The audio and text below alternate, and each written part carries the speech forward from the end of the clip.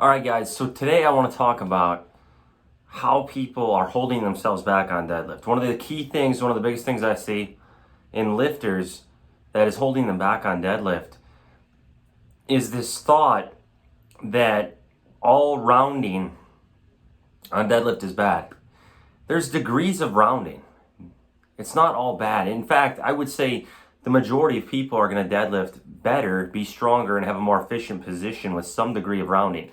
So this whole idea of a neutral back position on deadlift is very overrated because there's a cost to it. So if you're going with a neutral back position where you're perfectly flat and you're setting up extremely tight, you're going to lose speed off the floor. That's going to be the major downside. You're going to sacrifice a lot of speed off the floor to maintain this position, albeit you will have a more efficient lockout. Whereas if you have more rounding, you're going to be much faster off the floor, but you'll be compromised at the lockout and have a harder time getting your hips through. So for some lifters who have dramatic lockout issues where they really have a hard time getting their hips through, I would say yes, focusing on tightness through the lats, pulling the slack out of the bar, that sort of thing, would be more important for you. But the majority of people are simply not generating enough speed off the floor, and one of the ways to do that is to have some degree of rounding. So I still like to focus on the cue of slack pull, making the arms long, pushing the bar down, those cues. But if you spend so much time in that bottom position getting set up and getting tight on deadlift, you are going to sacrifice a tremendous amount of bar speed, and it's just going to blow up your deadlift. So don't be so fixated on maintaining a neutral back position, and don't be afraid of injury with deadlift. If you go into deadlift fearing injury, you'll greatly compromise your pull as well. Anytime you go into deadlift with even a shred of doubt about how your back is feeling or your back health, or you're worried about injuring your back, you are going to lose tons of speed. You're not going to pull as efficiently. You're going to hold yourself back to a tremendous extent. There is no place on the deadlift for that fear, that train of thought. That must go. You cannot have the fear of injuring your back going into a deadlift if you want to optimize it. That cannot be a thought. You have to approach the deadlift with that fear completely removed. There should be no fear. The back is very resilient. I have injured my back. I still have disc issues. A lot of people over time, most lifters over the course of a decade plus will have some sort of disc issues. It's almost inevitable with the wear and tear that goes into this. But disc issues are not a death sentence. I actually pulled my heaviest weights on calibrated plates after my disc injuries. So there's always the 920 pull that's referenced as far as being in the gym.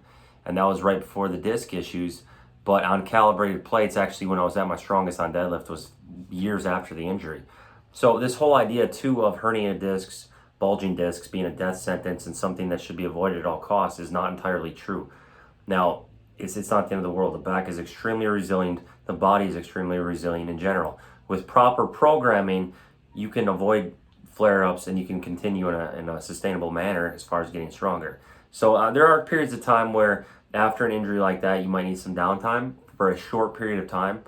But generally, through proper programming, you can kind of push through these things and not have them hold you back, and you won't even notice them most of the time.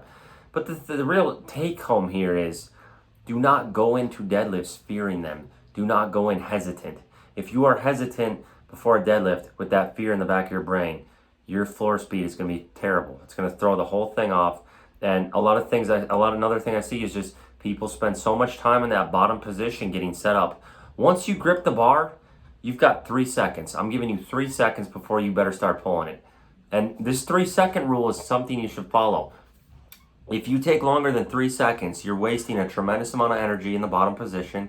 You're just gonna slow yourself down. You're not gonna get as much neuron activation from your CNS. You will literally not recruit as many muscle fibers and get as much neuron activation if you spend too much time in the bottom position, because you're just gonna get tired out. So the rule of thumb should be, from the moment you grab the bar, 3 seconds, you better start pulling. You better, in that 3-second time frame at most, you need to start the rep. So I don't want you guys setting up, with a tremendous amount of time. If you're gonna set up, do it like I do it, where you're kneeling down. You're not wasting any energy then.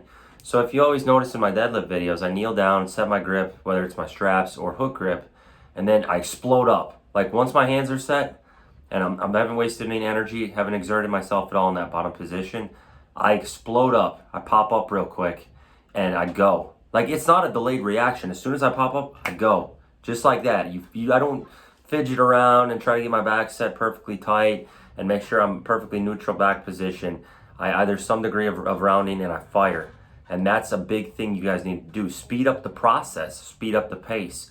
If you want to be a more explosive lifter, you have to speed up the pace. You cannot lift in a fashion where you do a rep and then take 3 seconds between reps.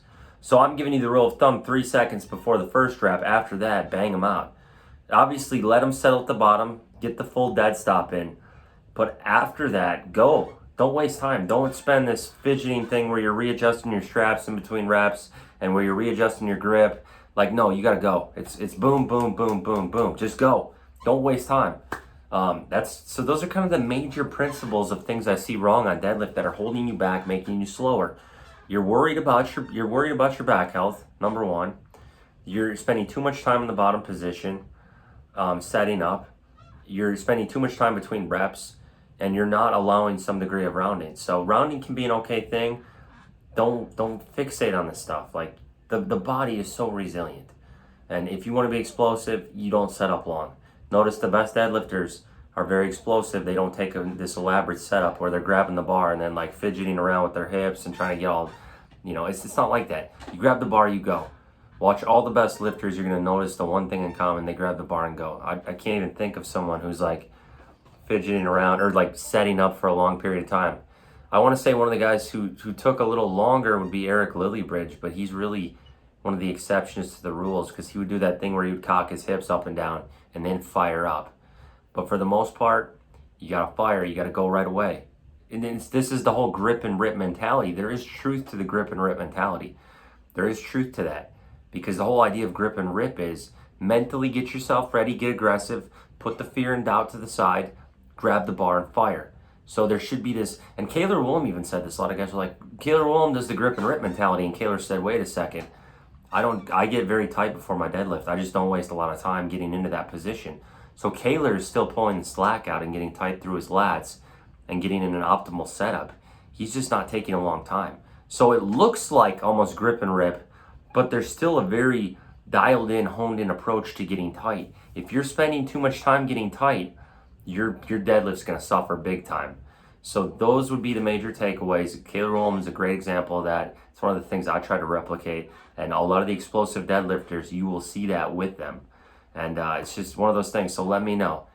Now, if you guys like this video, give it a thumbs up, comment, subscribe for the sake of the algorithm. I appreciate you guys. Gonna keep the videos coming. We got the Ivan interview coming out in a few days. And I'm just gonna keep rolling with it. Thank you guys.